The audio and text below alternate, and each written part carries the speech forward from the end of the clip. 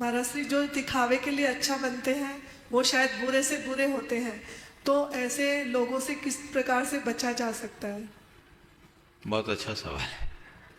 दिखावे के लिए अच्छा बनने वाले लोग बुरा से बुरा।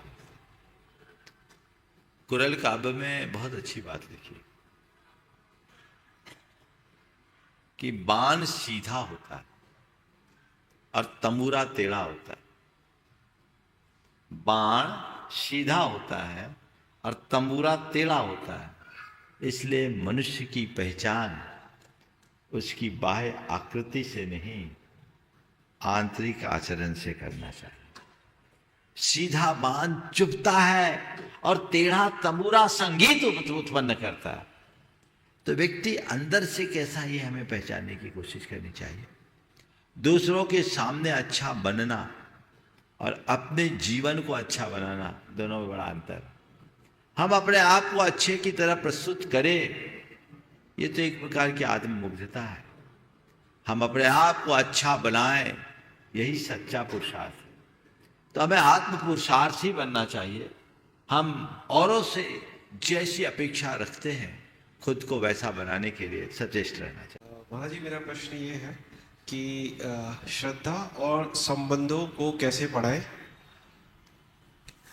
संबंधों में देखा गया है कि संबंध मित्र के साथ और गुरु के साथ और भगवान के साथ, संबंधों में अगर हम धर्म के रास्ते पे जाते हुए सहज, सहनशील और के साथ संबंध बनाते हैं, तो कई लोग बाहरी दुनिया में काफ़ी उसको सहन करने को लेके दबाते हैं आपको। तो उन सब चीज़ों से बचने के लिए अगर हमको धर्म से हट के थोड़ा सा एग्रेसिव होना पड़ता है उस केस में, कि हम अपनी बात रख सकें, नहीं तो लोग दबाते जाते हैं। तो मेरा संबंध के ऊपर है सवाल कि संबंध कैसे हम बेहतर कर सके और ऑफ कोर्स श्रद्धा को भी कैसे बढ़ा सके। देखिए, दो चीजें हैं, संबंध और श्रद्धा। पहले मैं संबंध को लेता हूं। और संबंध भी हमारे कई तरह के। एक है व्यापारिक संबंध, दूसरा है व्यवहारिक संबंध, तीसरा है पारिवारिक संबंध, तीसरा है सामाजिक संबंध और चौथा है पारिवारिक संबंध। चारों प्रकार के संबंध में हमें अलग अलग दृष्टिकोण रखना चाहिए। व्यापारिक संबंध को लाभ हानि को ध्यान में रख करके चलना चाहिए। व्यापार आप किसी के साथ कर रहे हैं तो उसमें प्रॉफिट और लॉस ही देखिए, समझ गए। व्यावहारिक संबंध की जब बात आए तो अच्छा बुरा देखिए, क्या सही है और क्या गलत है, इसे देखिए। व्यावहारिक संबंध में आप लाभ हानि मत देखिए, अच्छा बुरा देख करके चलिएगा तो संबंध का निर्वाह अच्छा हो सकेगा।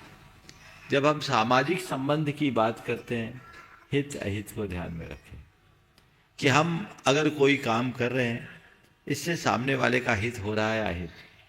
जब सामाजिक संबंधों की बात करते हैं तो सामुदायिक हित में व्यक्तिगत अहित में भी हित देखना चाहिए।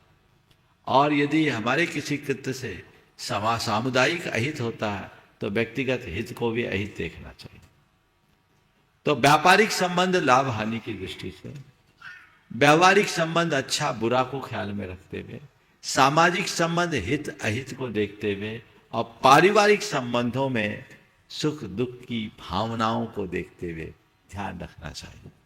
यदि सामने वाले की भावनाओं को ख्याल में रखोगे कि इससे सामने वाले को सुख मिलेगा या दुख, तब हमारे पारिवारिक संबंध टिकेंगे। तो ये चारों प्रकार के संबंध अलग अलग दृष्टिकोण से हमें निभाने चाहिए, समझ गए। और गुरु और एक शिष्य का, एक श्रद्धालु का जो संबंध होता है, वो श्रद्धा और भक्ति से जुड़ा हुआ संबंध होता है, वो आध्यात्मिक संबंध होता है। आध्यात्मिक संबंध बड़ी निष्कल्ष भाव से निभाए जाते हैं। जहाँ केवल श्रद्धा और समर्पण होता है, वहाँ सर्वस्व अर्पण की भावना होती है, वहाँ कुछ अपेक्षा नहीं होती। ये भाव अगर अंतरंग में बढ़ता रहे तो सब बातें अपने आप प्रशस्त हो जाती हैं।